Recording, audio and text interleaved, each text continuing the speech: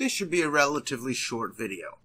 We're simply going to be showing how current yield changes with market price and bonds in this live animation situation. I cannot stress enough that the coupon rate never changes. It never changes. There are no bonds where the coupon rate changes. And with the exception of only tips, which won't be asked in this way, the par value never changes. The only bond that has a par value that could change are tips. They won't be asked this way, but the coupon never changes. That means the annual income on all bonds asked this way never changes. The coupon rate can be thought of as an annual income. Since current yield is simply annual income divided by the current market price, and annual income is fixed at issue because, as I have stressed, coupon and par are both fixed, then the only way current yield changes is when the market price changes. So let's look at a 10% bond.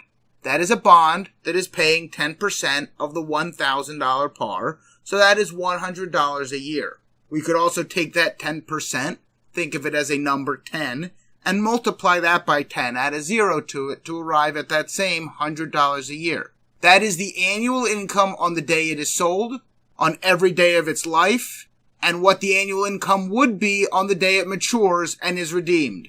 The annual income never changes. So what happens when the bond price changes? When the bond price is $1,000, the current yield is $100 divided by $1,000, which is 0.1 or 10%. That makes sense, as when a bond is at par, all the yields are equal, including nominal, which is coupon, and current yield, and the yield to maturity. What happens as the bond price increases? That is, the market price of the bond increases. Well, at $1,100, we have $100, the income never changes, divided by $1,100, which is 9.1%. We can keep seeing what happens as the market price increases. We see that the current yield decreases.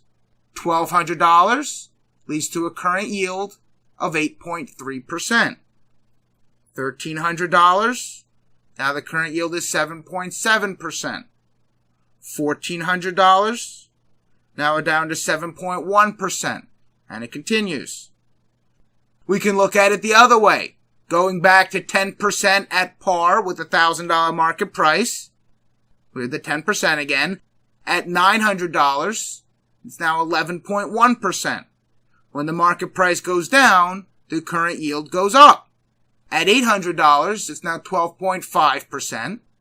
At $700, it's 14.3%. And we see that it would continue as well in that direction. As market price increases, current yields decrease. And as market price decreases, current yields increase.